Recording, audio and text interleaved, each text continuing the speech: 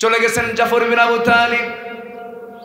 আব্দুল্লাহ বিন রাওহা নতুন বিয়ে করেছেন দুপুরবেলা, বিকেলবেলা রাত্রিবেলা তার বাসর ঘর। বিকেলবেলা চলে গেছেন স্ত্রীর কাছে বিদায় নেবার জন্য। রাসূল তাকে অর্ডার দিয়েছেন যে ঘরে নতুন বউ নতুন দুলালি বসে আছে, নতুন স্ত্রী বসে আছে, দরজার কাছে গিয়ে করলেন কি পিছনের দরজার শিকলটা লাগায় দিয়ে আটকায় দিয়ে বলছেন, বউ আমার ভিতরে ঢোকার সময় নেই, তুমিও বের হতে পারবে না। যদি পরস্পর দুজন দেখা হয়ে যায় প্রেম নিবেদন হয়ে যাবে, গভীর সম্পর্কে জড়িয়ে পড়ব, জিহাদে যেতে দেরি হয়ে যাবে, আল্লাহর হুকুম মানতে ডিলে হয়ে যাবে। আমি এটা চাই না। তুমি আমার স্ত্রী, আমার জন্য দোয়া করো আল্লাহ যেন তোমার সঙ্গে আমার জান্নাতে সাক্ষাৎ ঘটায় দেয়। স্ত্রী বলছেন, স্বামী আমার ঠিক আছে আপনি চলে যাবেন, কিন্তু আমি তো আপনাকে এক নজরে দেখলামই না, ভালো করে চিনলামই না, যেন হাসরের ময়দানে অসংখ্য লোকের মাঝখান দিয়ে আমি যেন আপনাকে চিনতে পারি, এই জন্য একটাবারের জন্য আপনি আমার সঙ্গে সাক্ষাৎ করেন। এবার সঙ্গে সঙ্গে আব্দুল্লাহ বিন রাওহা বলছেন, স্ত্রী আমার, এই জাগতিক জীবনে আমি যদি তোমার জীবনের শেষ স্বামী হয়ে থাকি, কিয়ামতের দিন হাসরের ময়দানে তোমার সঙ্গে আমার সঙ্গে সাক্ষাৎ ঘটিয়ে দেওয়ার দায়িত্ব আমার আল্লাহ নিজে নিয়ে নিবে। সেখান থেকে বিদায় নিলেন। যায়েদ বিন হারিস শাহাদাত বরণ করলেন, জাফর বিন আবু তালিব শাহাদাত বরণ করলেন। আব্দুল্লাহ বিন রাওহার হাতে আঘাত করা হলো, বাম হাতে কালিমার ঝান্ডা নিলেন। বাম হাতে আঘাত করা হলো, দুই হাতের অংশ দিয়া মুখের মধ্যে কালিমার ঝান্ডা উঠায় দিলেন। কাফেররা তার মস্তকটা কেটে ফেলে দিল, মস্তক ছিটকে পড়ে গেছে, কিন্তু কালিমার ঝান্ডা ওই যে কামড় মেরে ধরে আছে, কালিমার ঝান্ডা থেকে জমিনে ফেলতে দেন নাই। দূর থেকে চতুর্থ নম্বরের সেনাপতি খালিদ বিন ওয়ালিদ, খালিদ সাইফুল্লাহ রাদিয়াল্লাহু তাআলা আনহু দূর থেকে দেখতে পেলেন কে যেন কালিমার ঝান্ডা ধরে আছে। কাছে গিয়ে দেখেন মুখের মধ্যে কামড় মেরে আব্দুল্লাহ বিন রাওহা কালিমার ঝান্ডা ধরে আছে। আউযু বিল্লাহি মিনাশ শাইতানির রাজীম।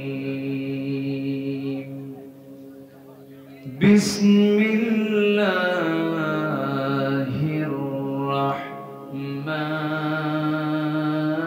রাহমানির রাহিম।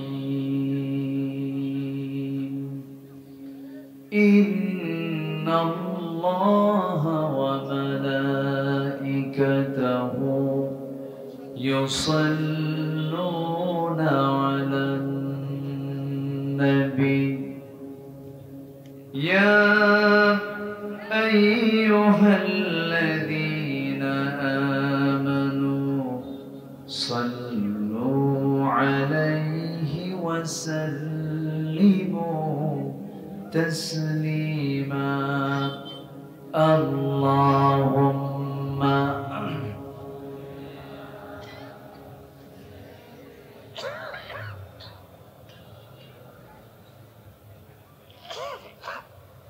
وعلى آل سيدنا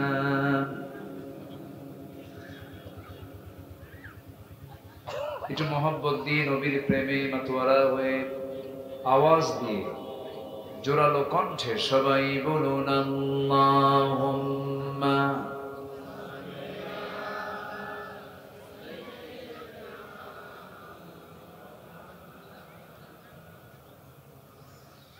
وعلى آل سيدنا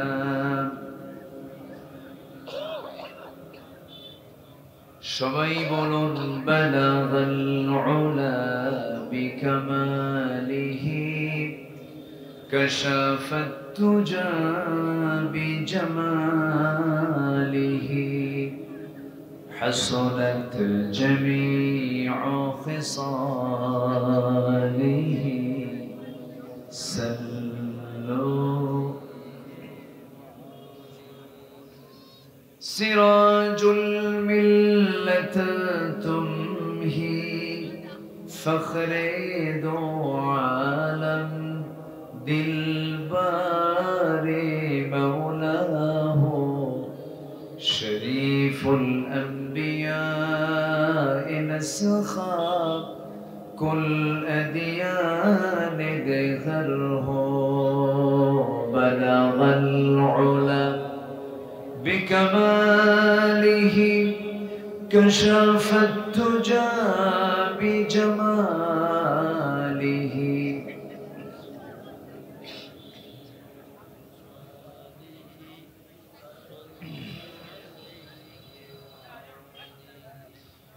আমি কোরআনের সুর মাঝে শুনেছি যে নাম, আজানের সুর মাঝেও শুনেছি সে নাম।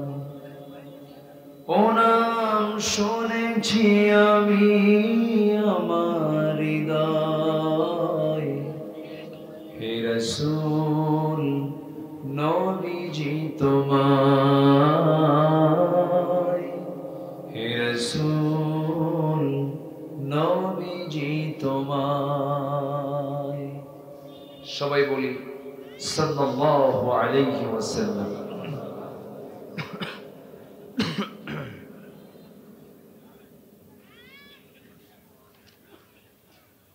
রাজশাহী অঞ্চলের নওগাঁ জেলার পত্নীতলা উপজেলার শিহারা বাজার মাহফিল ইন্তেজামী কমিটি কর্তৃক আয়োজিত দিনের বেলা অনুষ্ঠিত তাফসীরুল কোরআন মাহফিল 2024, আজকের এই মহৎ আয়োজনের সম্মানিত সুযোগ্য সভাপতি, শিক্ষাবিদ, করমজাই ফাজিল মাদ্রাসার অনারেবল এক্স প্রিন্সিপাল মাওলানা সুলাইমান হোসেন হাফিজাহুল্লাহ,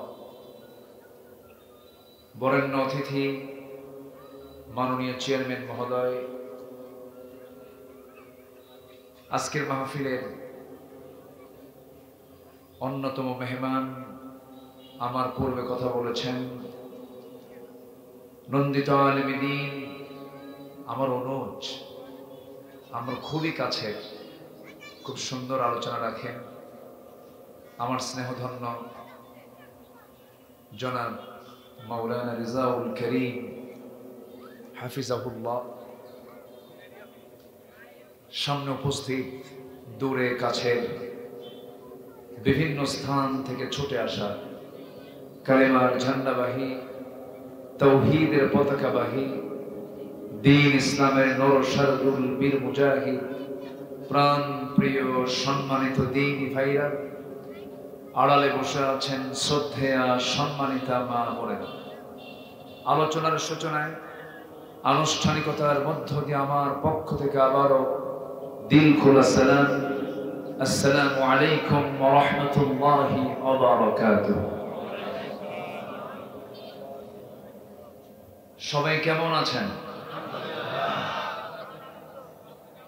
আমাকে প্রশ্ন করলেন, আল্লাহ তাআলা আমাকে আপনার মতো এবং আপনার কাতারেই রেখেছেন, বলছি আলহামদুলিল্লাহ।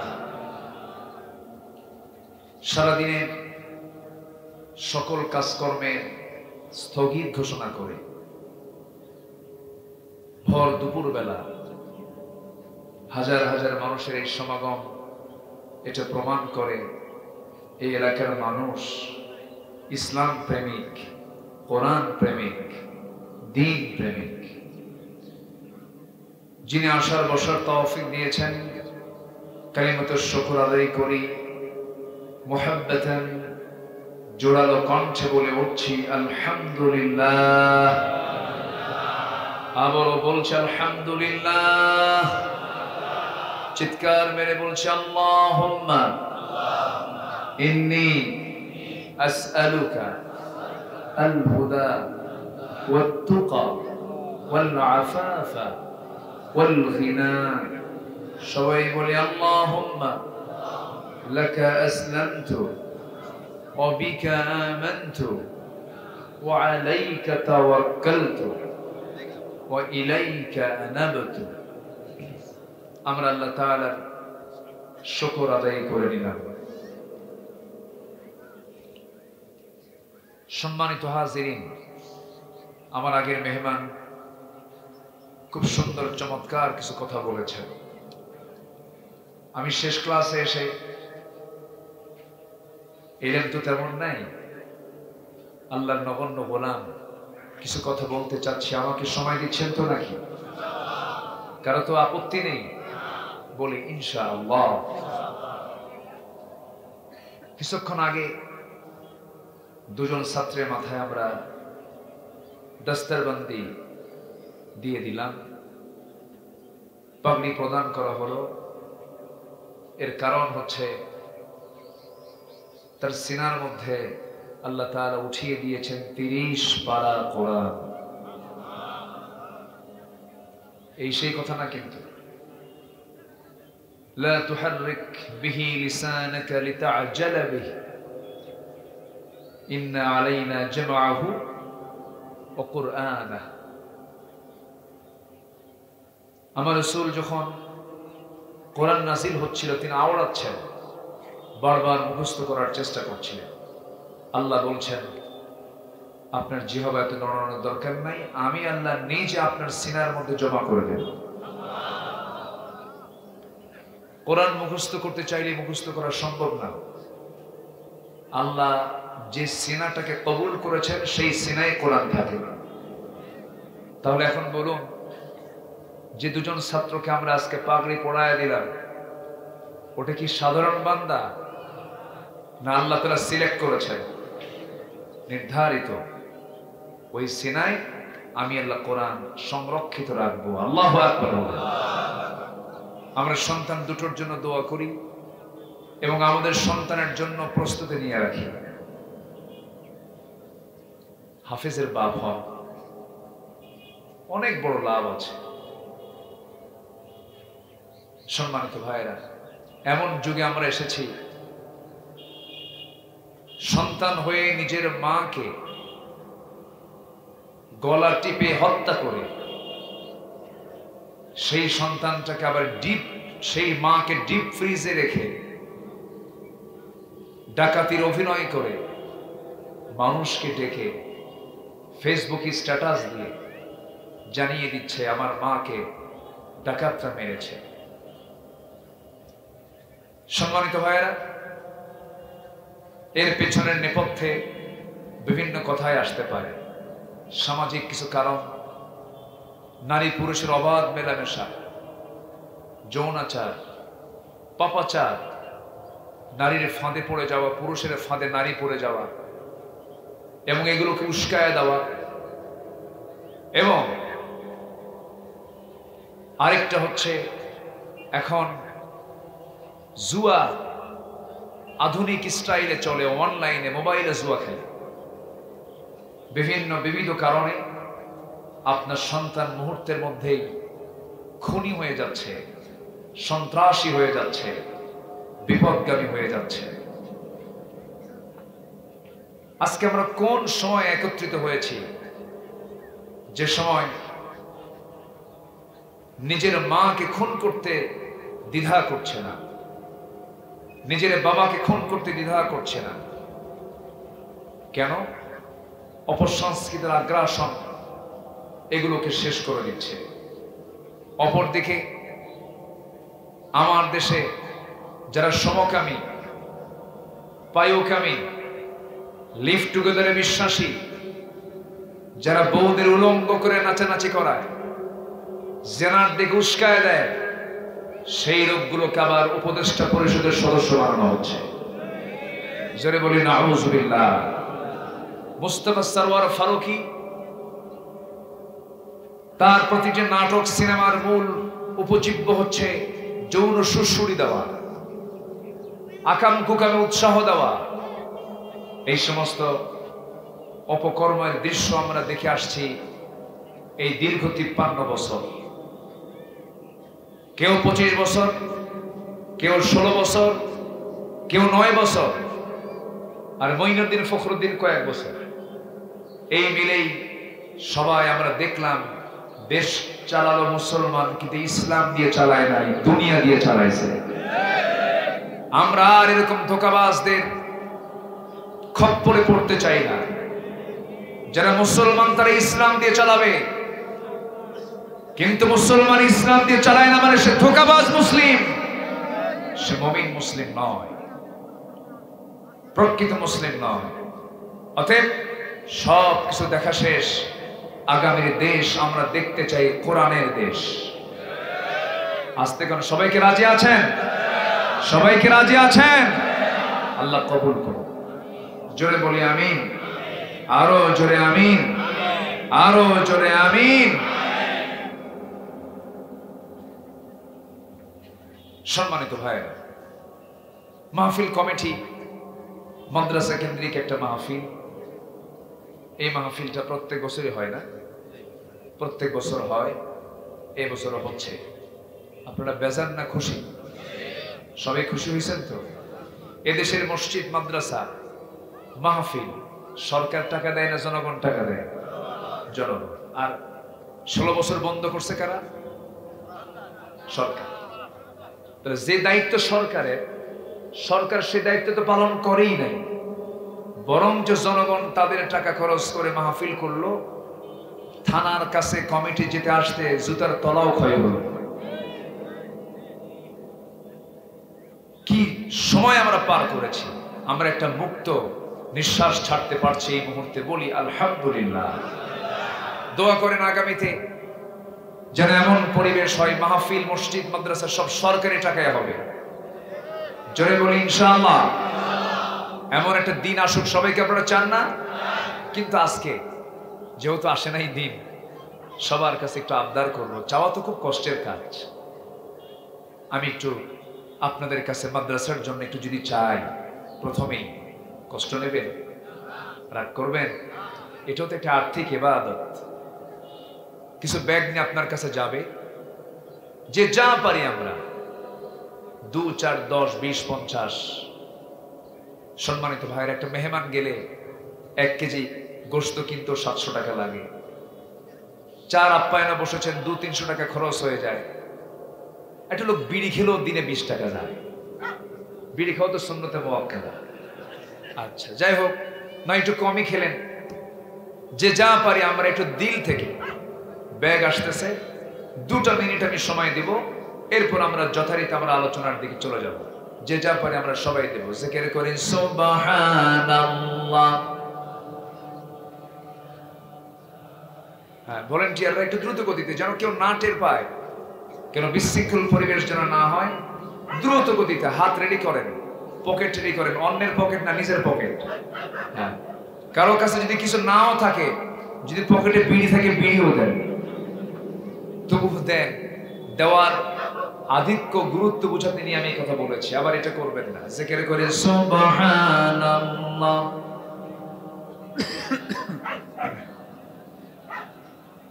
আরো জোরে সুবহানাল্লাহ ওয়ালহামদুলিল্লাহ।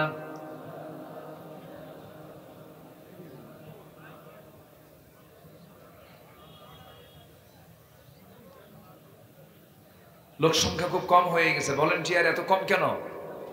এই তো বিরক্তির কারণ হয়ে যাবে। নিজ উদ্যোগে আরো কিছু লোক নামেন না, যে যা পারেন সবাই দিবেন। সবার হাত দ্রুত করুন, চালু করুন। জিকির করি লা ইলাহা সুবহানাল্লাহ ওয়ালহামদুলিল্লাহ। আরো জোরে লা ইলাহা।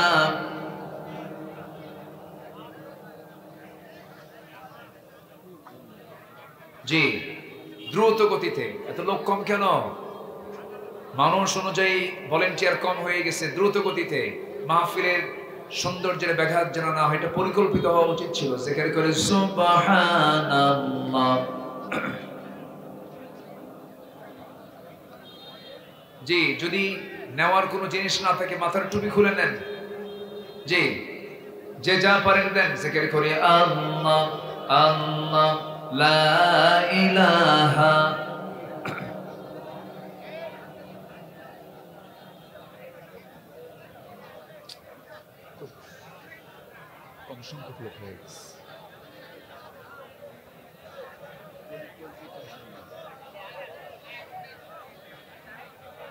আমি তো কথা বলতে বলিনি, এটা মাহফিল, এটা বাজার নয়। মসজিদ এবং মাহফিলে কথা বলা যাবে না। মসজিদে কথা বলে কয়জন? মাহফিলেও কথা বলবে কয়জন? একজন। যে যা পারেন সবাই দেবেন ইনশাআল্লাহ। আল্লাহ তুমি সবাইকে দিল থেকে দেওয়ার তৌফিক দাও। জোরে বলি আমিন।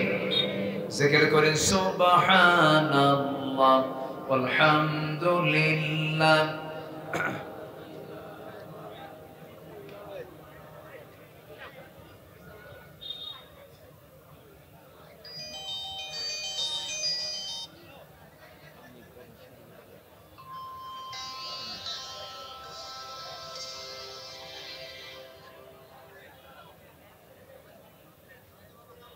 জি, ব্যাগগুলো গেল কোথায়? এত ব্যাগ পিছন দিয়ে আবার নিজের খেদমতে নিল না তো? জি, দ্রুত গতিতে আসেন। জি, আমরা যে যা দিয়েছি আল্লাহ তুমি কবুল করো। জোরে বলি আমিন। আমাদের দান যেন অব্যাহত থাকে। যার নিয়মিত দান থাকে আল্লাহ তাআলা তাকে কোনো মুসিবতে ফেলেন না। জোরে বলি সুবহানাল্লাহ। খাবার যেমন নিয়মিত খেতে হয়, প্রতিদিন খেতে হয়, দান আমাদের প্রতিদিন করা উচিত। আল্লাহ কবুল করুন। জোরে বলি আমিন। সম্মানিত ভাইরা, দ্রুত গতিতে যে যা পারি আমরা দেই। জিকির করি লা ইলাহা, আরো জোরে লা ইলাহা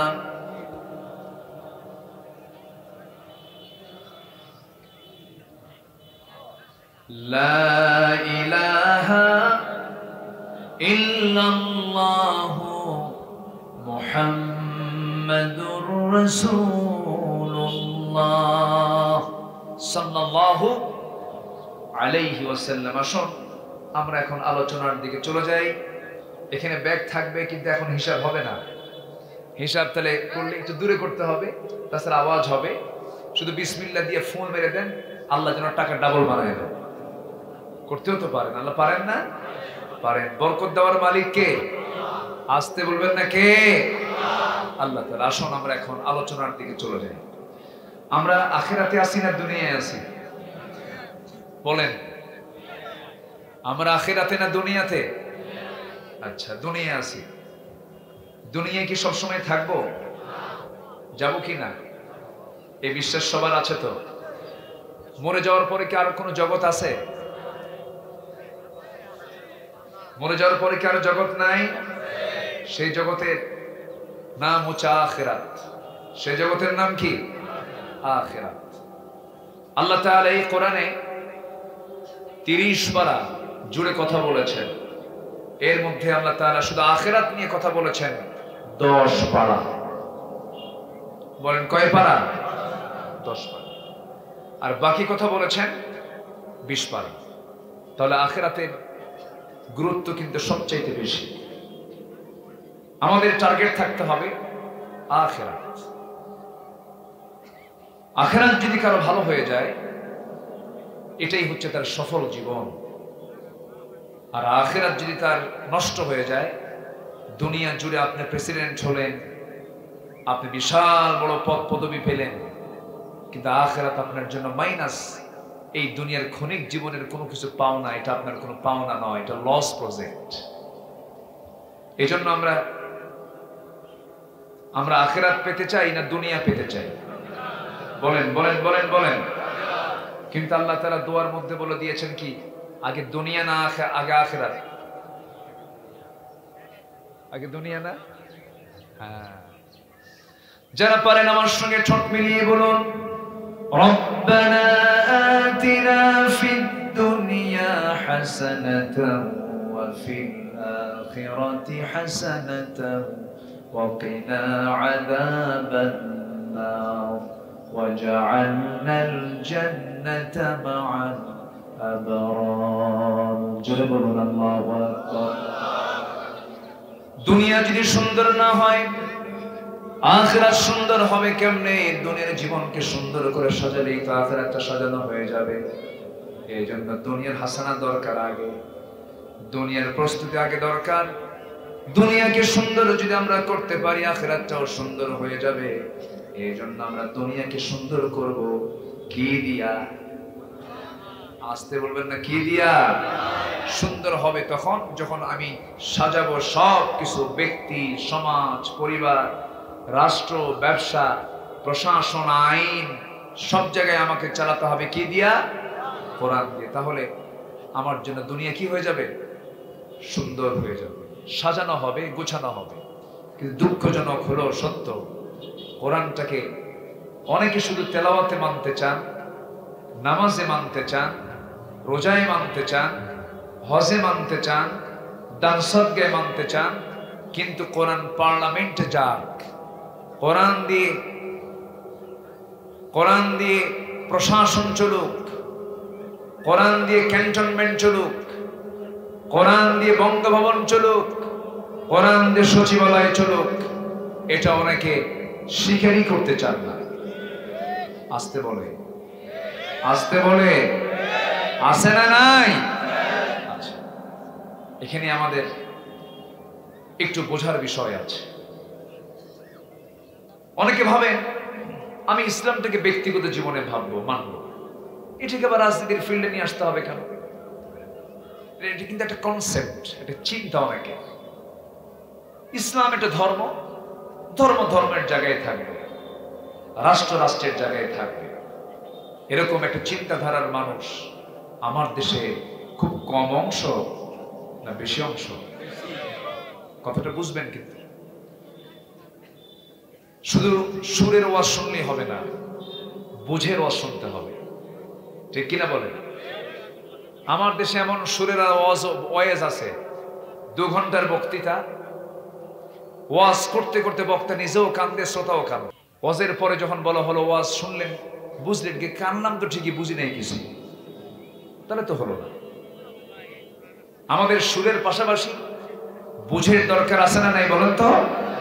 আচ্ছা, তাহলে আমার দেশে অধিকাংশ মানুষ এই চিন্তায় বিশ্বাসী, ইসলাম ধর্মের নাম, ধর্ম ধর্মের জায়গায় থাকবে, মসজিদ মাদ্রাসায় থাকবে। এটা নিয়ে আবার টানাটানি করে সচিবালয়ে আসার দরকার কি?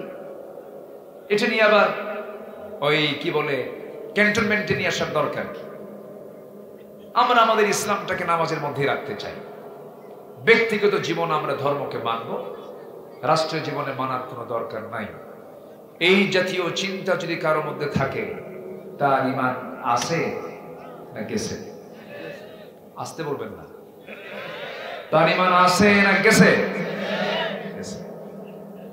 তাহলে এখন বলুন, আমার দেশের 18 কোটি মানুষের, 18 কোটি মুসলমানের কি দশা বলেন? কেউ সেকুলারে বিশ্বাসী, কেউ ন্যাশনালিজমে বিশ্বাসী, কেউ ক্যাপিটালিজমে বিশ্বাসী, কেউ সোশিয়ালিজমে বিশ্বাসী। শিক্ষিত সমাজ যারা আছেন তারা কিন্তু বুঝতেছেন আব্দুল্লাহ আল আমিন একদম জায়গা মতো হাত দিচ্ছে। যারা শিক্ষিত সমাজ তারা কিন্তু টের পাচ্ছেন, আপনি আমাকে ফাঁকি দিতে পারেন, মাওলানাকে ফাঁকি দিতে পারেন, সমাজকে ফাঁকি দিতে পারেন, মানুষকে ফাঁকি দিতে পারেন, কিন্তু কথার মার পেঁচে চিন্তা চেতনা আপনি আল্লাহকে ফাঁকি দিতে পারেন না। মুসলমান কখনো ইসলামিজম ছাড়া, ইসলাম ছাড়া কোন তৈরি করা পৃথিবীর কোন মতবাদ গ্রহণ করতে পারে? আসতে বলবেন না, পারে? আমার দেশে ইসলামী দল ছাড়া আরো দল আছে না নাই?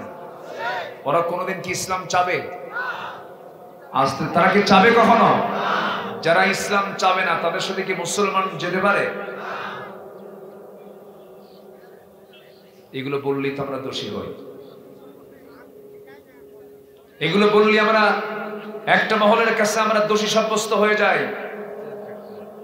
আমার বন্ধুগণ, পৃথিবীর কোন তন্ত্র মন্ত্র মুসলমান মানবে না। পৃথিবীর সমস্ত তন্ত্র মন্ত্র পচা অবস্থা, নোংরা, ওগুলোর মুখে আগুন লাগায় দিয়ে আমরা ইসলামকে জ্বালিয়ে তুলতে চাই। পৃথিবীর সকল তন্ত্র মন্ত্রকে আল্লাহ তাআলা রাখতে বলেছেন না পরাজিত করতে বলেছেন? কার হুকুম? কোরআনে আছে না নাই? আল্লাহ রাব্বুল আলামিন বলেন, হুয়াল্লাযী আরসালা রাসূলাহু বিল হুদা ওয়া দীনিল হক লিইয়ুযহিরাহু আলাদ-দীনি কুল্লিহি ওয়া কাফা বিল্লাহি শাহীদা ওয়ালাউ কারিহাল মুশরিকুন। জোরে বলুন আল্লাহু আকবার।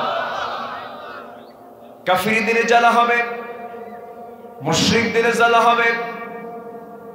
এমন জাতীয় একটা কাজ আল্লাহ তার রাসূলকে পাঠিয়েছেন, দ্বীন হক দিয়ে ইসলাম দিয়ে দুনিয়াতে পাঠিয়েছেন। তার দায়িত্ব হলো তিনি যেন পৃথিবীর সমস্ত তৈরি করা বিধানের উপরে, আইনের উপরে আল্লাহর দ্বীনকে যেন তিনি বিজয়ী করতে পারেন। জোরে বলে সুবহানাল্লাহ। বদর এসেছে কেন? উহুদ এসেছে কেন? খন্দক এসেছে কেন? হিজরত এসেছে কেন? হুনাইন এসেছে কেন? তাবুক এসেছে কেন? মুতার যুদ্ধ এসেছে কেন? একটাই কারণ, সেটা হলো আমার নবীজির কনসেপ্ট ক্লিয়ার ছিল, সৃষ্টি যার, হুকুম চলতে হবে তার। এই জমিনে মানুষ মানুষের আইন মানবে না, মানুষ মানবে কার আইন? আস্তে বলুন, মানুষ মানবে কার আইন? আমার দেশে চলছে কার আইন? ভালো করে কোন কার আইন চলে? হ্যাঁ, মানুষের আইন চলে। হ্যাঁ, মানুষের আইন চলে। তাহলে মানুষের আইন যদি কেউ মেনে চলে, বিশ্বাস করে, তার ঈমান আছে না গেছে? চলে গেছে। কিন্তু আমার দেশে বহু লোকের নামই আছে ঈমান আলী। নাম কি? ঈমান আলী, কিন্তু নামাজ পড়ে না। নাম হলো ফজর আলী। ঘুম থেকে উঠে সকাল 10টায়। নাম রাখছে বাপ হলো হিম্মত আলী, সাইকেলের চাকা বাস্ট হলে সিট হয়ে পড়ে। নাম হলো আতর আলী, পকেটে গাজার গন্ধ। নাম হলো বাদশা মিয়া, ভিক্ষা করে বেড়ায়। নাম হলো খোকা মিয়া, বয়স হলো 80 বছর। নাম কি? খোকা মিয়া। এই সমস্ত নামের বড়াই দিয়া আল্লাহর জান্নাত পাওয়া যাবে না। জান্নাত পেতে হলে বংশ দিয়ে জান্নাত পাওয়া যাবে না, চেহারা দিয়ে জান্নাত পাওয়া যাবে না। বংশ দিয়ে জান্নাত পেলে আবু জেহেলও জান্নাত পেত। বংশ দিয়ে জান্নাত পেলে ইব্রাহিম আলাইহিস সালামের বাবাও জান্নাত পেয়ে যেত। আত্মীয়তার পরিচয় দিয়ে জান্নাত পেলে পরে নূহ আলাইহিস সালামের ছেলে কেনানও জান্নাত পেয়ে যেত। ইসলাম আছে, সম্পর্ক আছে। ইসলাম নাই, কখনো সম্পর্ক নাই। ইসলাম তেমন একটি বিধানের নাম, ঘরের মধ্যে বাসর ঘরের বউ রেখে সাহাবীরা যুদ্ধ করে শহীদ হয়ে গেছেন। ইসলাম তেমন একটি জীবন বিধান। আমার বন্ধুগণ, এই জন্য ইসলামটাকে মানতে গেলে কিছু দুনিয়া, কিছু স্বার্থ, কিছু দুনিয়ার বিধানকে মানবো, কিছু আল্লাহর বিধানকে মানবো। এগুলো প্রতারণা, এগুলো ভণ্ডামি। রাসূলকে নেতা মানতে গেলে শুধু ধর্মীয় নেতা মানলে হবে না। রাসূলকে মানতে হলে সকল ক্ষেত্রে নেতা মানতে হবে। রাসূল যেমন নামাজের নেতা ছিলেন, রাসূল যেমন রাষ্ট্রের নেতা ছিলেন, রাসূল যেমন বিচারপতি ছিলেন, সব জায়গায় থেকে আদর্শ মানতে হবে। আমার বন্ধুগণ, আপনি রাসূলের মহব্বতের আশিক দিওয়ানা, কিন্তু রাসূলকে আপনি নামাজে মানবেন, রাষ্ট্রে মানবেন না, বিচারে মানবেন না, আপনি ভণ্ড প্রতারক। এই সমস্ত ভণ্ড প্রতারক আছে না নাই বলেন তো? তারা করতেছেন নাকি আপনারা? আমরা দুনিয়াতে আসি না আখিরাতে আসি? সাজাবো কি দুনিয়া না আখিরাত? সাজানোর জন্য জায়গা কোনটা? দুনিয়া। দুনিয়া সাজাবো আমরা। তো আখিরাতের প্রস্তুতির জন্য দুনিয়ার জীবনে মোটামুটি 15টা কাজ আছে। কোরআন বলে দিচ্ছে 15টা কাজ তোমরা করো, আখিরাতের প্রস্তুতি তোমার হয়ে যাবে, জান্নাত পেয়ে যাবে। জোরে বলে সুবহানাল্লাহ। আমি কি একটাও বলেছি? এখানে কথা বলে কারা পিছনে? জি, কথা বলা যাবে না। উনি আবার উঠতেছেন কেন? কি সমস্যা ওনার? হ্যাঁ চাচা, মুরব্বী বলা যাবে না তো? হ্যাঁ বসেন, কেউ না উঠে। এতগুলো মানুষের ভিতর থেকে ওঠা মানে আপনার হাঁটু আরেকজনের মুখে লেগে যাওয়া, সুস্পষ্ট কষ্ট এটা। কেউ না উঠি, একটু বসি। তাহলে এখন বলুন, 15টা প্রস্তুতি আমরা নেব দুনিয়াতে বসে আখিরাতের জন্য। আমি কি একটাও বলেছি এখনো? তাহলে কি সময় দরকার আছে না নাই বলেন তো? আচ্ছা, আমাকে সময় দিচ্ছেন তো? কিন্তু কিছুক্ষণ পর আজান হবে, আজান হবে, আজান হয়ে যাক। আশপাশে যদি কোনো মাইক থাকে আজানের, সে মাইকে না দিয়ে মুখে দেবে আজান। আর নাম্বার 2 হলো, আমরা যদি এখন নামাজের জন্য বিরতি দেই, মাহফিলের এই পরিবেশ আর ফিরে পাবো না। কারণ আমার দেশে ওয়াজের শ্রোতা বেশি, কিন্তু নামাজের মুসল্লি কম।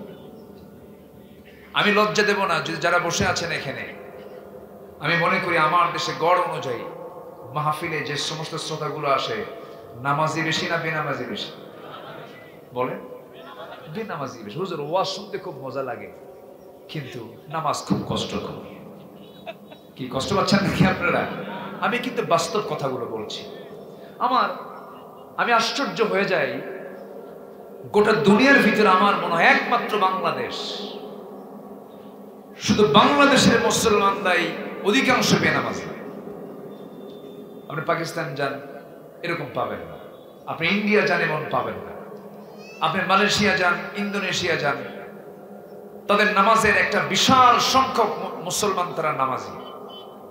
আমার দেশে মাত্র নামাজ পড়ে 5%, বাকি 95%-এর কোনো খবরই নাই। আল্লাহর রাগ সবচেয়ে বেশি কোন জায়গায় জানেন? আল্লাহ খেপে যান সবচেয়ে বেশি হলো যখন বান্দা নামাজ ছাড়ে। তাহলে আমার দেশে আল্লাহর কাছে সবচেয়ে যে বড় অপরাধ, সে অপরাধটাই হচ্ছে আমার দেশে সবচেয়ে কম না সবচেয়ে বেশি। এদেশের কোন নেতা কি এই ব্যাপারে কোনো উদ্যোগ নিয়েছিল? বলেন, কেউ নিয়েছিল? যে নেতা আপনাকে নামাজের কথা বলে না, ও তো ধান্দাবাজ। যে নেতা আপনাকে নামাজের জন্য আহ্বান করে না, জনসভার ডাক দেয়, নামাজ চলাকালীন অবস্থায় সেখানে জনসভা চলে, নেতাও নামাজ পড়ে না, মুসল্লিও নামাজ পড়ে না, কর্মীও নামাজ পড়ে না, যে দলে নামাজের এজেন্ডা নাই, সেই দল হচ্ছে ভণ্ড দল, দুনিয়ার দল। যে নেতা নামাজ পড়ে না, সেই নেতৃত্বের মুখে আমরা জুতা মারি, থুতু মারি। জাহান্নামে যাবার 1 নাম্বার কারণ কি বলেন? আস্তে কম কেন? জাহান্নামে যাওয়ার 1 নাম্বার কারণ কি? কোরআনকে বলুন, কোরআন বলো তো জাহান্নামে যাবার 1 নাম্বার কারণটা কি? কোরআন বলে দিচ্ছে, মা সালাকাকুম ফি সাকার ক্বালু লাম নাকু মিনাল মুসাল্লিন ওয়া লাম নাকু নুতঈমুল মিসকিন ওয়া কুন্না নাখুদু মা'আল খায়িদিন ওয়া কুন্না নুকাযযিবু বিয়াউমিদ্দিন হাত্তা আতানাল ইয়াকিন। জোরে বলুন আল্লাহু আকবার। তোমরা আজকে সাকার নামক দোজখে কেন? জাহান্নামীরা বলবে আমরা 4টা কাজ করে আসি নাই। কয়টা কাজ বলে? নাম্বার 1 হলো আজান শুনেছি, ইমাম নামাজের জন্য ডেকেছেন, মুয়াজ্জিন নামাজের জন্য ডেকেছেন, আজান শুনেছি কিন্তু না ডেকে ঘুম পেরেছি, নামাজ পড়ি নাই। এই জন্য আজকে আমরা জাহান্নামে। সূরা মারইয়ামের মধ্যে আসছে, فخلف من بعدهم خلف أضاعوا الصلاة واتبعوا الشهوات فسوف يلقون غيا। দুনিয়ার জিন্দেগিতে যারা নামাজকে নষ্ট করেছে এবং যারা নফসের দাসত্ব করেছে, আল্লাহ রাব্বুল আলামিন বলেন আমি তাদেরকে শুধু জাহান্নাম নয়, জাহান্নামের মধ্যে ভয়ঙ্কর কিছু জায়গা আছে, তার নাম হলো গর্ত। কিছু গর্ত, ওয়াইল নামক গর্ত, গাই নামক গর্ত। আল্লাহ বলেছেন গাই নামক গর্তের মধ্যে আমি তাকে ঢুকাইয়া ছাড়বো। দুনিয়ার জেলখানার মধ্যে সেল আছে না নাই? আছে কিনা বলেন? সেল সহজ না জেল সহজ? জেল সহজ, সেল কঠিন। যারা জেলখানায় গেছেন, আল্লাহ পাক আমারে নিছিল একটু 2018 সালে চুরি করে না, কিন্তু 18 সালে হঠাৎ করে আমাকে সাদা পোশাকধারী কিছু লোক আমাকে ধরে নিয়ে চলে গেল, মামলা দিল, জেলে ঢুকালো। দোষ কি? কোরআন থেকে কথা বলি। আল্লামা সাঈদীর দোষ কি? কোরআন থেকে কথা বলা। মামুনুল হকের দোষ কি? সত্যের কথা বলা। আমির হামজার দোষ কি? কোরআন থেকে কথা বলা। বিগত 16 বছর সবচেয়ে বেশি জেল খেটেছে সাধারণ মানুষ না আলেম সমাজ? ধরে ধরে ধরে না, ধরলে আল্লাহ ছাড়ে না। টাইম পেয়েছিল মাত্র 45 মিনিট। কি মনে আছে না আপনাদের? মনে আছে না? রান্না বান্না কমপ্লিট, দুপুরের লাঞ্চটা হবে। মুরগির রানগুলো ছাত্র বৈষম্য আন্দোলনের নেতারা খায় আসছে। বহুদিন খাই না, জন্মের মতো খাইছে। কালামানিক শামসুদ্দিন মানিক আমার নামে তালিকা করেছিল। 116 জন আলিমের তালিকার ভিতরে আমার নামটাও ছিল। ও আমার চিনল কেমনে বুঝলো না। বলল যে আমরা নাকি রাষ্ট্রদ্রোহী। সেই মানিককে সিলেটের মানুষ ধরে ফেলেছে। সে একটু ত্রিপুরার দিকে একটু হিজরত করতেছিল। ত্রিপুরা হয়ে দিল্লি যাবে, কিন্তু পারে নাই। সিলেটবাসী মোটামুটি মেহমানদারি করেছে, বিসি একটা আউট করছে। আল্লামা সাঈদী কত আগে বলেছিলেন, এমন একটি সময় আসবে পালানোর জন্য একটা ইঁদুরের গর্ত খুঁজে পাবা না। কলার পাতায় ছিল, ঠিক আছে না? সম্মানিত বন্ধুগণ, এই অত্যাচারগুলো 16 বছর রেগুলার তারা করেছে। আয়না ঘর বানিয়েছিল। ব্যারিস্টার আরমান এবং ব্রিগেডিয়ার জেনারেল আব্দুল হিলামান আজমি দুজনের সঙ্গে আমি সরাসরি কথা বলেছি। কেমন কেটেছে আপনাদের 8 বছর? চোখের পানিতে ভেসে যাচ্ছিল তাদের কথার ভিতরে। বলে ফেললেন, আমার বাবাকে 8 বছর আগে মারা হয়েছে, আমি জানতাম না। আমি যেদিন বের হয়েছে সেদিন জানি আমার আব্বা মারা গেছে।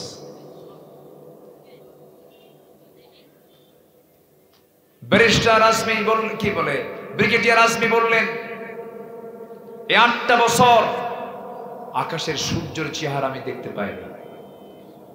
কি স্বাধীনতা আমরা পেয়েছি বলেন? 5 আগস্ট না আসলে মনে হয় এই ইতিহাসই আমরা জানতাম না। কেন জানেন? কেন? এর উত্তর হচ্ছে একটাই, সেটা হলো ক্ষমতাকে কুক্ষিগত করে আবু জেহেলের মতো, ফেরাউনদের মতো টিকে রাখার চেষ্টা করা। আসতে বলবেন না, জোরে বলেন ঠিক কিনা? কোন উদ্দেশ্য নাই তাছাড়া। কিন্তু ক্ষমতার মালিক কে? আসতে বলবেন না কে?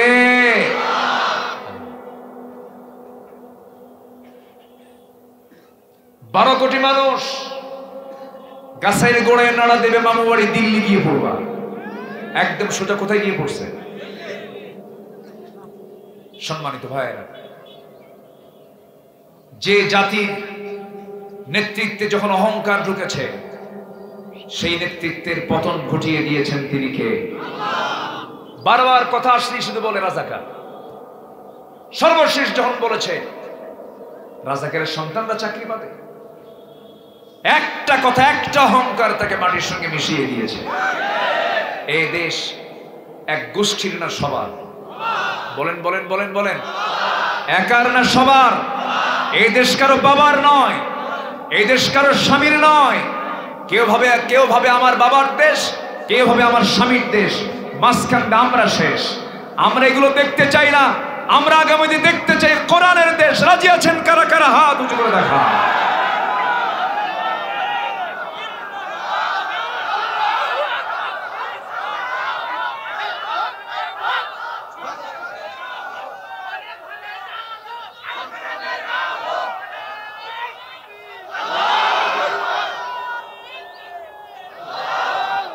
আল্লাহ কবুল করুন, জোরে বলি আমিন। আরো জোরে আমিন। কষ্ট হচ্ছে আপনাদের? আখিরাতের প্রস্তুতির জন্য আমি কয়টা কাজের কথা বলেছি? একটাও কি বলেছি আমি? নুরু ওয়াজ কি শেষ না শুরু? আমাদের মাহফিলগুলো 2 দিন 3 দিন হলে ভালো হয়। এবছর আমি চট্টগ্রামের প্যারেড ময়দানের মাহফিল নিয়েছি। যে মাহফিল করেছিলেন যুগ যুগ ধরে আল্লামা সাঈদ রাহিমাহুল্লাহ, 18 বছর মাহফিল বন্ধ রেখেছিল, এবছর শুরু হচ্ছে। আলহামদুলিল্লাহ বলেন। সম্মানিত ভাইয়েরা, আমরা আখিরাতকে সুন্দর করব, জোরে বলি ইনশাআল্লাহ। আমরা তো চলে যাচ্ছি, যে কোনো সময় চলে যাচ্ছি। আপনার আব্বা চলে গেছে, ওনার আব্বা চলে গেছে, আপনার অনেকের বাপ চলে গেছে, ভাই চলে গেছে। আমার বড় একটা বোন ছিল, আমরা একসঙ্গে বড় হয়েছি, নাই, চলে গেছে। আমিও যাব, আপনিও যাবেন, কেউ বাঁচার জন্য আসেনি। শুধু একটা চিন্তা করতে হবে, আমার আখিরাত যেন নষ্ট না হয়।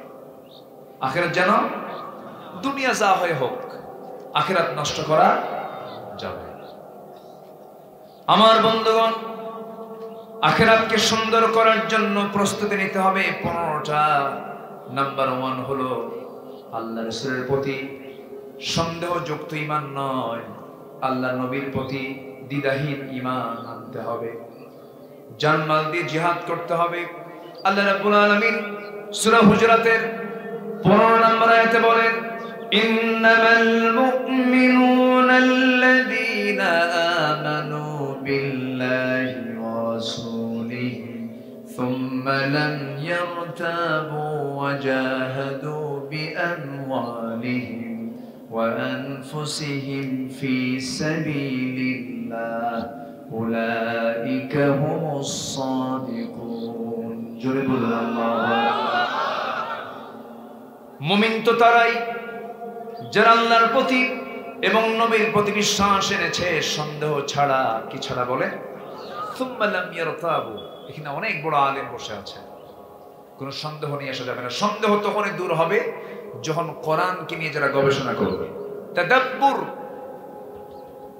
কিরাআত, তিলাওয়াত, তাদাব্বুর। ইকরা আফালা ইয়াতাদাব্বারুনা আল কুরআন,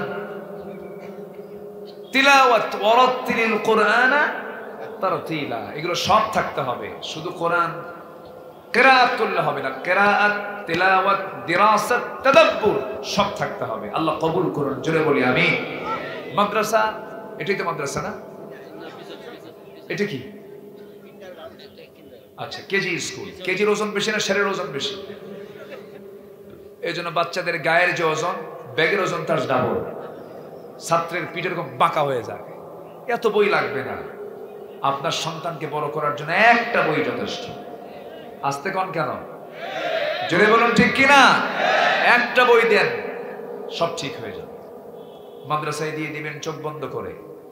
আমি আপনাদের এই উত্তরবঙ্গের একটা গেটওয়ে বগুড়া জেলায়, আমি নিজে 5 আগস্টের পরে উত্তরবঙ্গবাসীর জন্য একটা প্রতিষ্ঠান আমি ওপেন করেছি, দারুল আমিন আইডিয়াল মাদ্রাসা। কারণ শিক্ষা নিয়ে আন্দোলন করতে হবে।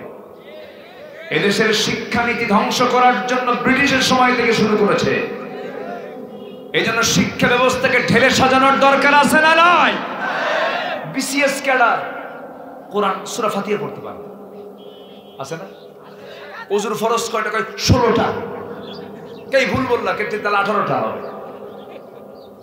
বিসিএস ক্যাডার কোরআন পড়তে। পদ্মা সেতু উদ্বোধন, এই দেশে কত দামি দামি হাফেজ, বিশ্ববিজয় হাফেজ, ওদেরকে বাদ দিয়া পদ্মা সেতুর উদ্বোধনে দিছে এক বিসিএস ক্যাডারকে কোরআন তেলাওয়াত করতে। শয়তানকে তোরছে, আমার তেলাওয়াত আর বলছে। এই হচ্ছে তেলাওয়াতের দশা। কেন? শিক্ষা ব্যবস্থার সম্পূর্ণ ত্রুটি আছে না নাই বলেন তো? আচ্ছা, এই জন্য শিক্ষাকে সুন্দর করে ঢেলে সাজানোর জন্য সবারই একটা উদ্যোগ থাকতে হবে। আপনার সন্তানকে কখনো অপূর্ণ শিক্ষায় শিক্ষিত করা যাবে না। সব জ্ঞান হোক আর না হোক, কোরআন যেন অবশ্যই থাকে, এটা মাথায় রাখ। নচেত আপনার সন্তানের হাতে আপনাকে মরতে হবে। আপনার জানাজা আপনার সন্তান আসার সময় পাবে না। আপনার সন্তান আপনাকে বুড়াকালে বৃদ্ধাশ্রমে পাঠাবে। ওই সন্তান আপনাকে আখিরাতের জিন্দেগিতে জাহান্নামের কারণ হয়ে যাবে। আমি উদ্যোগ নিয়েছি, আপনি উদ্যোগ নেন। দ্বীনি প্রতিষ্ঠান গড়ে তুলুন। আমার মাদ্রাসায় আমি সিস্টেম করেছি, একটা ছাত্র 11 বছর পার হবে, বাংলা ইংরেজি শিখবে এবং 11 বছরের মাথায়, সর্বোচ্চ এর আগেও হতে পারে, সে 30 পারা কোরআন সে মুখস্থ করে ফেলবে। ক্লাস 5 কমপ্লিট হবে, এরপর সে কি হবে? ডাক্তার, হাফেজ ডাক্তার হবে। ইঞ্জিনিয়ার, হাফেজ ইঞ্জিনিয়ার হবে। জজ হবে, হাফেজ জজ হবে। সে নেতা হবে, হাফেজ নেতা হবে। সে এসপি হবে, হাফেজ এসপি হবে। তাহলে বলুন, ওই এসপি, ওই এমপি, ওই মন্ত্রী, ওই ডাক্তার, ওই ইঞ্জিনিয়ার কখনো কি চোর হতে পারবে? চোর হতে পারবে? এগুলো ওদের খুব জ্বালার কারণ হয়ে যাচ্ছে। কিন্তু আমরা যখন রক্ত চড়েছি 5 আগস্টের আগ পর্যন্ত, এটাকে বৃথাতে যেতে দেওয়া যাবে না। আমরা চাই 18 কোটি মুসলমানের প্রত্যেকটা সন্তান তারা কোরআনের হাফেজ হবে, আলেম হবে ইনশাআল্লাহ। আর জোরে বলি ইনশাআল্লাহ। সন্তানকে কোথায় দিবেন বলেন? আসতে কোন কেন? আরো জোরে বলেন, কোথায় দিবেন? মাদ্রাসা। আগে প্রথম সবক মাদ্রাসায় দিতে হবে। ছোট্টবেলায় যদি কোনো মানুষ ছোট থেকে যদি তাকে কোরআনওয়ালা বানাতে পারে, সে কখনো নাস্তিক হবে না। ঘুম থেকে উঠি গ্রামের মানুষ, রাতের পাতিলের তলে থাকা ওই যে কি ভাত বলে এটাকে, পান্তা না, পানি ছাড়া শীতকালে, হ্যাঁ, কড়কড়া। আচ্ছা ঠিক আছে, মিলছে একটু। তো কড়কড়া ভাত, এটাকে নতুন পেঁয়াজের ফুল দিয়া, ঠিক আছে না, এরপরে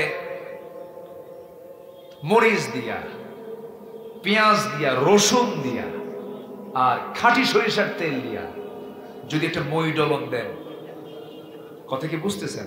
চেহারা দেখে মনে হয় এখনই খাওয়া শুরু হয়ে গেছে। একটা মজা আছে না, নেই বলেন তো?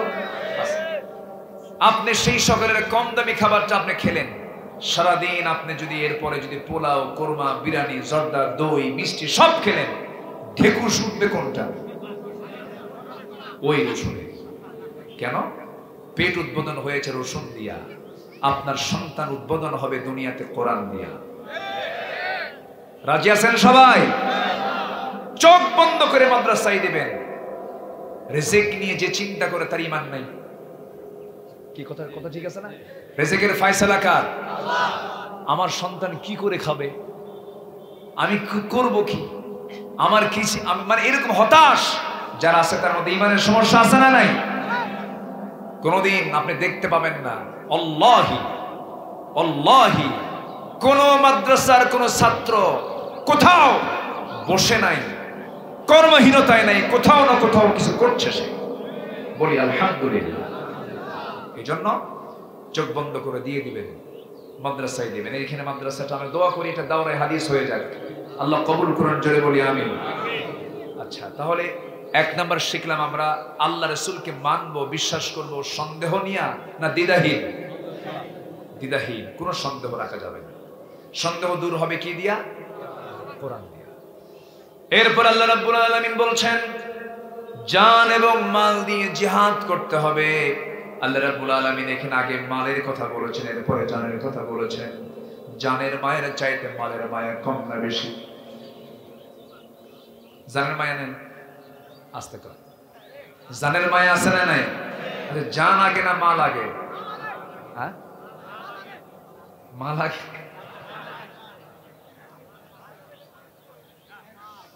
জান আপনি আগে দিতে পারবেন না, তো মালের যদি মোহাম্মত না কমে জান দেওয়া সহজ না। মালের মোহাম্মত কমলেই জান দেওয়া যাবে। এই জন্য আল্লাহ আগে বলছেন আগে মাল দে, আগে মালটা দে, তোর দেখি কিরকম মোহাম্মত আছে। মাল আগে দাও, তোমার জান দেওয়া সহজ হয়ে যাবে। আল্লাহু আকবার। আমার বন্ধুগণ, জান এবং মাল দিয়ে যারা আল্লাহর পথে জিহাদ করবে, আল্লাহ রাব্বুল আলামিন বলছেন এই পৃথিবীতে আমি তাকে সত্যবাদী বলবো যে আল্লাহর পথে জান মাল দিয়ে জিহাদ করে। সত্যবাদী তারাই। হ্যাঁ, শুধু যুদ্ধের ডাক এসেছে, কে না জানেন ইতিহাসগুলো। বদর যুদ্ধের দিন আমার রাসূল এক সাহাবীকে সামনে রেখে বলেন, সাহাবী বলবো একটা কথা, কি তোমরা যদি বদর যুদ্ধে এখন ঝাঁপিয়ে পড়ো, এই যুদ্ধের ফলাফল হচ্ছে আল্লাহ তাআলা এমন জান্নাত দিবেন যে জান্নাতের প্রশস্ততা হলো আসমান জমিন বরাবর। তখন ওই সাহাবী খেজুর খাচ্ছিলেন। কি খাচ্ছিলেন? খেজুর। অর্ধেক খেয়েছেন, অর্ধেকটা ফেলে দিলেন।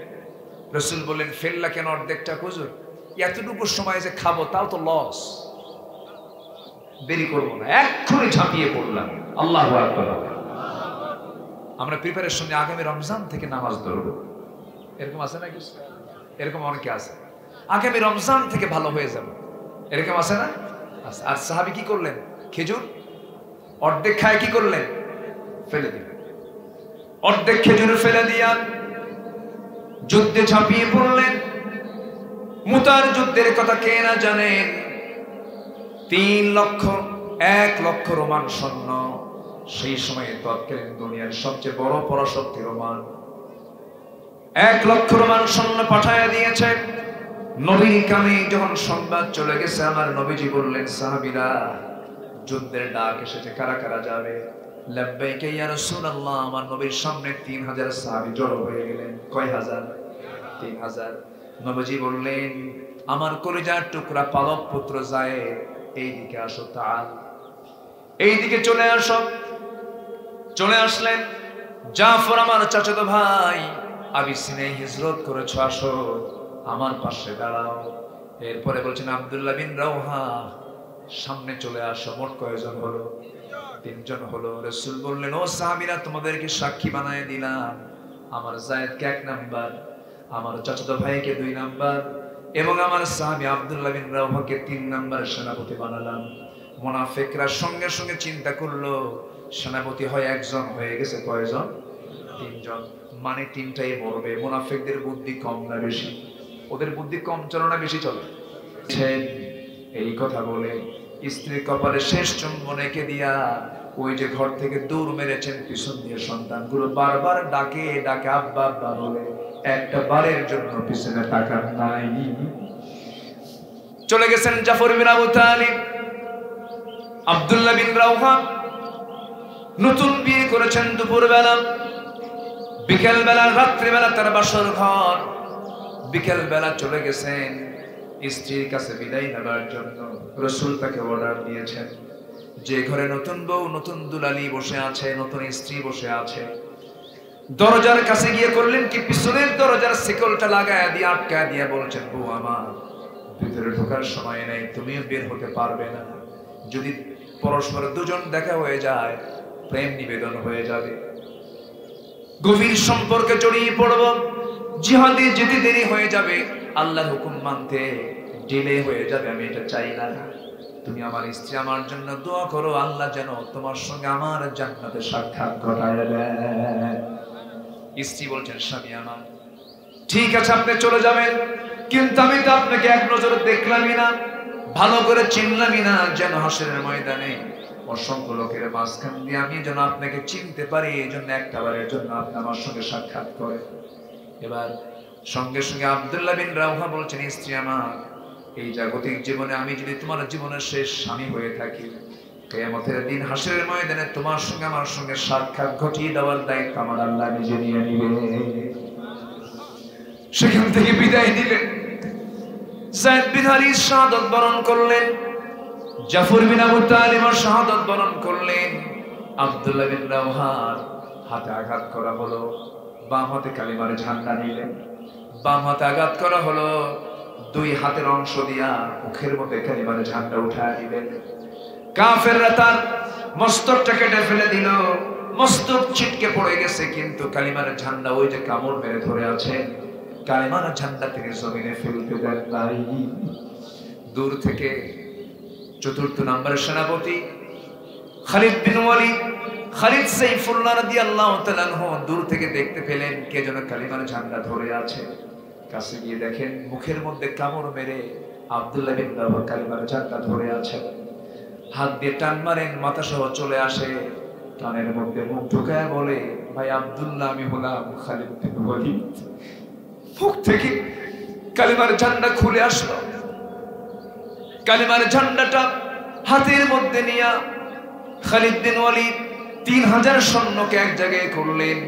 3000 সৈন্যকে এক জায়গায় করে বললেন, শোনো, আমার 3টা সেনাপতি হারিয়ে ফেলেছি, যুদ্ধে বিজয় আনতে হবে আল্লাহর সাহায্য নিয়ে। খালিদ বিন ওয়ালিদ করলেন কি, কৌশল করলেন, ঘোড়া 3000 সৈন্যকে বললেন তোমরা ঘোড়াটার দাবড়ায় দাও বালুর ভিতরে। বালুটার ভিতরে এমন জোরে ঘোড়ার দাবড়ায় দেওয়া হলো, চতুর্দিকে বালু দিয়ে অন্ধকার হয়ে গেল। যুদ্ধ শুরু হয়ে গেল। খালিদ বিন ওয়ালিদ ওই যুদ্ধের ময়দানে তিনি একা, একটা নয়, দুইটা নয়, তিনটা নয়, চারটা নয়, আটটা তরবারি তিনি একা ভেঙে চুরমার করেছিলেন। 3000 সৈন্য নিয়ে 1 লক্ষ সৈন্যের বিরুদ্ধে মোকাবেলা করে বিজয়ী হয়েছেন। গায়ের জোরে, সংখ্যা দিয়া না ইমানের জোরে। কার সাহায্য নিয়া? মুসলমানদের সংখ্যা দরকার, অস্ত্র দরকার না ইমান দরকার? আসতে বলবেন না কি দরকার বলেন? ইমান দরকার। যুদ্ধের বিজয়ে চলে এলো। খালিদ বিন ওয়ালিদ একটা দুইটা যুদ্ধ নয়, প্রায় 250 বেশি যুদ্ধ করেছেন খালিদ বিন ওয়ালিদ। কোন যুদ্ধে তার একটা গায়ে 1 চুল পরিমাণ রক্ত ঝরে নাই, কিন্তু তার মৃত্যুটা হয়েছে বিছানায়। কিন্তু যুদ্ধ করেছেন 250 যুদ্ধ। আপনি চাইলেই মরতে পারবেন না, আপনি চাইলেই শহীদ হতে পারবেন না, এটা একটা নসিব, ভাগ্য। আল্লাহু আকবার বলেন। যখন তিনি মারা যাবেন, খালিদ বিন ওয়ালিদ তিনি কাতরাচ্ছিলেন আর আফসোস করছেন, আহারে শত শত যুদ্ধে অংশগ্রহণ করলাম, খালিদের মৃত্যু আজকে বিছানায়, বড় আফসোস, কাঁদতেছেন। সাইয়েদনা ওমর ফারুকের সময় তিনি ইন্তেকাল করেন। সাইয়েদনা ওমর ফারুক গিয়ে বললেন, খালিদ বিন ওয়ালিদ তুমি এমন করে হতাশ হচ্ছ কেন? খালিদ বিন ওয়ালিদ যে যুদ্ধে গেছে সেই যুদ্ধেই বিজয় হয়েছে। মানুষের মধ্যে একটা আকীদা চলে আসছিল, খালিদ বিন ওয়ালিদ যে যুদ্ধে যায় সেই যুদ্ধে বিজয় হয়। ওমর ফারুক খালিদ বিন ওয়ালিদকে সেনাপতি প্রধান থেকে তাকে সাধারণ সৈনিক বানায় দিয়েছিলেন। বিশ্বাস যেন মানুষের উল্টা হয়ে যায়। খালিদ বিন ওয়ালিদ মৃত্যুর দুয়ারে। ওমর ফারুক বলছেন, ভাই খালিদ আল্লাহর কসম করে বলি, তোমাকে সেনাবাহিনীর চিফ থেকে তোমাকে সৈনিক বানিয়েছি, মানুষের ইমানের মধ্যে যেন কোনো গলতি না আসে, এই জন্যই তোমাকে সৈনিক বানিয়েছিলাম, মনক্ষুণ্ণ হবে না। তুমি কেন হতাশ হচ্ছ? বিছানায় মৃত্যু হয়েছে তো কি হয়েছে? ওয়া ইম্মা তাআলা ফিরাশিহি, যদি কোনো লোকের জিহাদের তামান্না থাকে, তার মৃত্যু যদি বিছানায় হয়ে থাকে, আল্লাহ রাব্বুল আলামিন তাকে শহীদের দরজা দিয়ে দেন। জোরে বলি সুবহানাল্লাহ। খালিদ বিন ওয়ালিদ কালিমার ঝান্ডা বিজয়ী বেশে মদিনার দিকে নিয়ে আসতেছিলেন। আমার নবী যেই দিকে চলে গেছে, খালিদ জাফর বিন আবু তালিবের বাড়িতে গেছেন। সন্তান দুইটাকে কোলের মধ্যে নিয়ে বলছেন, ও জাফরের স্ত্রী, আমার জাফর আর দুনিয়াতে নাই, জান্নাতের পাখি হয়ে এসে আকাশের মধ্যে জান্নাতের আকাশে উড়ে বেড়াচ্ছে। এইদিকে যায়েদ বিন হারিসার কলেজার টুকরা সন্তান ওসামাকে কোলের মধ্যে নিয়ে বলছেন, ওসামার মা, আমার কলিজার টুকরা যায়েদ বিন হারিসা আজকে দুনিয়াতে নাই, জান্নাতের পাখি হয়ে জান্নাতে উড়ে বেড়াচ্ছে। সবাইকে সান্ত্বনা দিলেন। কালিমার ঝান্ডা নিয়ে খালিদ বিন ওয়ালিদ যখন নবীর সামনে হাজির হয়ে গেছে, আমার নবী কিচ্ছু বললেন না, জয় হয়েছে না পরাজয় হয়েছে। আমার নবী সবাইকে আগে প্রথম শর্ত জুড়িয়ে দিয়ে বললেন, সাহাবীরা জিহাদে বিজয় হয়েছে ভালো কথা, নামাজ কি ঠিক মতো হয়েছে নাকি বলো? নামাজের গুরুত্ব আছে? আসতে বলবেন না, আছে না নাই? সবাই কি 5 ওয়াক্ত নামাজ পড়তে রাজি আছেন? আখিরাতের প্রস্তুতি হচ্ছে নামাজ, কারা কারা পড়বেন একটু হাত তুলে দেখান দেখি। জোরে বলি ইয়া আল্লাহ, আরো জোরে ইয়া আল্লাহ। আমাদেরকে 5 ওয়াক্ত সালাত আদায় করার তৌফিক তুমি আল্লাহ দিয়া দাও। জোরে বলি আমিন, আরো জোরে আমিন, আরো জোরে আমিন। জীবনের ক্যারিয়ার অর্জন করতে যুগের পর যুগ বাঁচা লাগে না। এক সাহাবীর দিন গ্রহণ করার পরে তিনি বেঁচে ছিলেন মাত্র 5 বছর। কয় বছর? সাআদ বিন মুআজ রাদিয়াল্লাহু তাআলা আনহু। তিনি বদরে অংশগ্রহণ করেছিলেন, উহুদে অংশগ্রহণ করেছেন। খন্দকের যুদ্ধে তিনি আহত হলেন চরমভাবে। কাফেররা, কুরাইশরা তাকে রক্তাক্ত করল, আহত হলেন। রক্ত পড়ার বন্ধ হলো না। সাআদ বিন মুআজ দুনিয়া থেকে বিদায় নিলেন। নবীর কানে যখন সংবাদ আসলো, রাসূল বলেন, তোমরা কি জানো আজকে সাদের মৃত্যুতে হিতাজ্জাতিল আরশ, আরশটা কেঁপে উঠছে। কি কেঁপে উঠছে? আরশ। 30 ইসলাম কবুল করেন, 35 শাহাদাত বরণ করেন। আল্লাহু আকবার বলেন। এজন্য আমাদের জীবন কালকে কাজে লাগানোর দরকার আছে না নাই? আচ্ছা, নাম্বার 2, তাকওয়া অর্জন করা, আখিরাতের প্রস্তুতি। নাম্বার 3, ন্যায় প্রতিষ্ঠা করা। নাম্বার 4, দ্বীনের সঠিক ইলম অর্জন সবচেয়ে বড় জরুরি, যেটা আমি কিছুক্ষণ আগে বলেছি। আমি এটার রেফারেন্স দিয়ে যদি আয়াত দিয়ে কথা বলতে যাই মোটামুটি 5 দিন লাগবে। নাম্বার 5, অধিক সংখ্যক নেক আমল করা। কানাত লাহুম জান্নাতুন নাঈম ইন্নাল্লাযীনা আমানু ওয়া আমিলুস সালিহাত কানাত লাহুম জান্নাতুন নাঈম। আরেক জায়গায় বলছেন কানাত লাহুম জান্নাতুল ফিরদাউসি নুজুলা। নাম্বার 6, উঠতেছেন কেন? নামাজ কি আমরা সবাই পড়বো না ইনশাআল্লাহ? একসঙ্গে পড়বো, জোরে বলি ইনশাআল্লাহ। নাম্বার 6, ধৈর্য ধারণ করা। নাম্বার 7 হলো আল্লাহর উপরে ভরসা রাখা। নাম্বার 8 হলো দুনিয়ার ভোগ বিলাসে নিমগ্ন না হয়ে আখিরাতের আবাসকে মূল লক্ষ্য হিসাবে স্থির করা। ওয়ামাল হায়াতুদ দুনিয়া ইল্লা লাইবুন ওয়া লাহবুন ওয়া ইন্নাদ দারাল আখিরাতা লাহিয়াল হায়াওয়ান লাউ কানু ইয়ালামুন।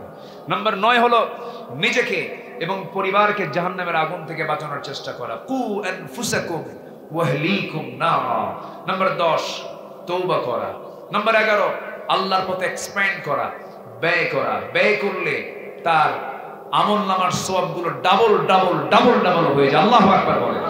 মাসালুল লাযিনা ইউনফিকুনা আমওয়ালাহুম ফি সাবিলিল্লাহ কামাসালি হাববাতিন আনবাতাত সাবআ সানাবিলা ফি কুল্লি সুবলাতিন মিয়াতু হাব্বা। আল্লাহু আকবার বলেন। আচ্ছা, নাম্বার 12 হলো শিরকের অন্তর্ভুক্ত সকল কর্মকাণ্ড থেকে নিজেকে পরহেজ রাখা। নাম্বার 13 হলো আল্লাহ প্রদত্ত একমাত্র সঠিক পথের অনুসরণ করো। ইন্না হাদা সিরাতি মুস্তাকিমা। নাম্বার 14 হলো আল্লাহর রাসূলের পূর্ণ আনুগত্য করে সালাত কায়েম এবং যাকাত প্রদান করা। নাম্বার 15 হলো সর্বক্ষণ মহান আল্লাহর সামনে দাঁড়ানোর ভয়ে হৃদয় লালন করা। সব সময় কার ভয়? কার ভয়? কার ভয়? আল্লাহর ভয়। ভাইরা, আপনি কি যাচ্ছেন চলে? দোয়া, এদিকে দোয়া নেই? দোয়া হয় নাকি? এদিকে দোয়া হয় তো? দোয়া ছাড়া যাচ্ছেন কেন? এত মানুষ পাবেন কোথায় আপনি এখন? এত শ্রেষ্ঠ জায়গা আর কি এই এলাকায় আছে? আজকে বসে আমরা দোয়া করবো। আমরা চাইবো কার কাছে বলেন তো? আল্লাহর কাছে যাবো। যতটুকুন হয়েছে আমরা বলে ফেলি আলহামদুলিল্লাহ। আজান হয়েছে আরো 25 মিনিট আগে। আমি আর বাড়াবো না, কারণ আসরের সালাতের গুরুত্ব সবচেয়ে কম না সবচেয়ে বেশি? হাফিযু আলাস সালাওয়াত ওয়াস সালাওয়াতুল ওয়ুসতা। আমরা নামাজ পড়ব। বসেন, আমরা ছোট্ট একটা দোয়ার মধ্য দিয়ে মাহফিলের ইতি টানতে চাই। এই মাহফিল প্রত্যেক বছর হোক, সবাই চান না? সবাই চান কিনা বলেন? আল্লাহ কবুল করুন। নামাজ ব্যক্তিগত জীবনে পড়বো, রাষ্ট্রীয় জীবনে নামাজ কায়েমের আন্দোলন করবো, জোরে বলি ইনশাআল্লাহ। দিন কায়েমের সংগ্রাম করা সবার জন্য কি? আরো জোরে, আরো জোরে। বসেন, সবাই নামাজের মতো করে বসি, বলি সুবহানাকাল্লাহুম্মা ওয়া বিহামদিকা আশহাদু আল্লা ইলাহা ইল্লা আনতা আস্তাগফিরুকা ওয়া আতুবু ইলাইকা। চিৎকার মেরে বলি ইয়া আল্লাহ, ইয়া রহমান, ইয়া রহিম, ইয়া হাইয়্যু, ইয়া কাইয়্যুম। একটা বিষয় বলি, বিষয়টা বলা হয়নি, আপনারা সবাই জানেন। একটা চলমান একটা ঘটনা ঘটেছে নোয়াখালীতে। মুনতাহা নামে একটা ছোট্ট 7 বছরের মেয়েকে প্রতিবেশী হিংসা করে পাশের পুকুরের ভিতরে পুঁতে রেখে হত্যা করেছে। কিসের জেদ? একটা জিদ ছিল, একটা রাগ ছিল, একটা হিংসা ছিল। সম্মানিত ভাইয়েরা, যারা মানুষকে খুন করে, যারা মানুষকে হত্যা করে, ইসলাম তার শাস্তি দিয়েছেন নরম না শক্ত? আমরা চাই প্রতিটি হত্যার শক্ত বিচার করা হোক। আসতে বলবেন না, জোরে বলেন ঠিক কিনা? এরকম মুনতাহার মতো ক্ষণজন্ম 7 বছরের একটা ছোট্ট মেয়ে, ফুটফুটে মেয়ে, তার কোনো দোষ নাই। এরকম জীবন যেন আর না যায়। প্রত্যেকটা খুনের শক্ত বিচার হওয়া বাংলার জমিনে দরকার।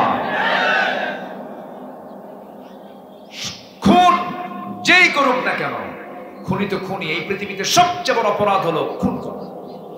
যে খুন করে লানাতুল্লাহ, আল্লাহ লানত তার উপরে পড়ে। কারণ বান্দাটা কার? আর খুন করছে বান্দা বান্দাকে। আল্লাহ কি কম রাগ করেন? প্রচুর রাগ করেন, এবং শাস্তিও দিয়েছেন, সবচেয়ে কঠিন শাস্তি।